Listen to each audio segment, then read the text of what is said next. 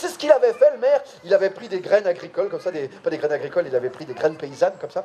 Et puis, il avait commencé à planter une première graine, comme ça.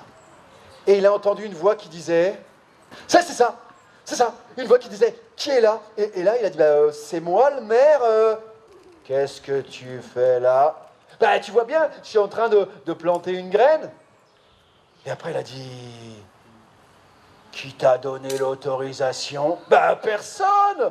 Alors il a fait bien, alors nous allons t'aider. Et là on a vu 10, 20, 100 000 petits lutins qui sont arrivés, et puis avec des petites graines, ils ont commencé à planter toutes les petites graines, et après il s'est dit, bon, maintenant qu'on a planté la graine, il va falloir... Arroser la graine, oui, tout à fait. La 3e édition du festival Fête Nature s'est tenue vendredi et samedi au parc du Plessis à Aigrefeuille. Le thème de ce week-end, produire et consommer local pour aider la planète. À travers diverses animations, tenues par les membres de plusieurs associations, le public a découvert certaines actions bénéfiques pour l'environnement. Ce festival, il a donc comme ambition de sensibiliser le plus de personnes à l'écologie. Donc cette année, on a pris comme thème « Produire local ». C'est meilleur pour la santé et meilleur pour l'environnement. Le festival est organisé par le collectif Fête Nature, qui regroupe plusieurs associations. Cette prise de conscience de travail en commun démontre qu'en se rassemblant, il est possible d'agir pour la planète. Tous, on met notre petite goutte d'eau, qu'on soit particulier ou qu'on soit associatif. Et cette petite goutte d'eau, on espère que ça fait avancer les choses. On voit quand même au niveau de la production biologique, par exemple sur la Loire-Atlantique, on est quand même les premiers en production biologique. Donc c'est quand même pas mal. Au niveau énergétique aussi, il y a des choses qui se mettent en place. Donc chacun à son niveau, à son échelle, puisse contribuer à ce qu'on ait moins de pollution dans notre assiette et dans notre environnement. En lien avec le thème Manger local, manger sain, la MAP d'Aigrefeuille propose le circuit court du producteur au consommateur. Alors la MAP, c'est une association pour le maintien de l'agriculture paysanne. Donc le principe, c'est de mettre en avant les producteurs locaux qui exercent une agriculture respectueuse de l'environnement.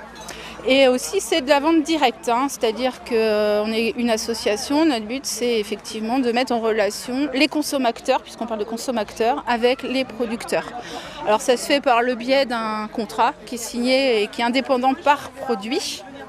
Et à la signature du contrat, l'adhérent, la MAPien, il s'engage en fait à payer l'intégralité de la récolte. La MAP propose une multitude de produits, comme de la viande, des œufs ou le panier de légumes, entre autres. Est-ce qu'il est possible de choisir son panier ? Alors oui, on peut choisir son panier, on le compose soi-même d'ailleurs, on n'est pas obligé de prendre l'intégralité des produits. On peut venir à la MAP juste pour prendre des légumes ou juste pour prendre du pain, ou voilà, tout est indépendant. Et même dans les légumes, on peut choisir les légumes qu'on veut.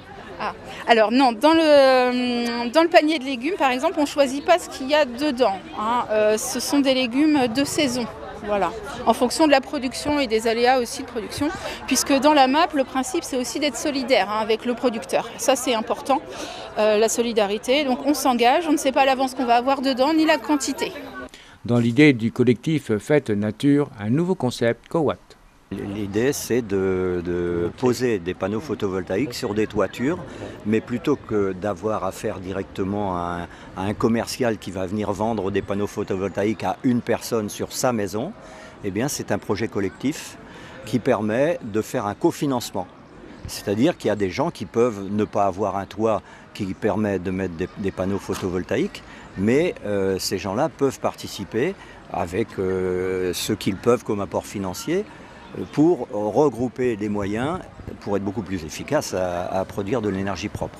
Toute l'électricité qui sera produite sera gérée par le groupe Cowatt.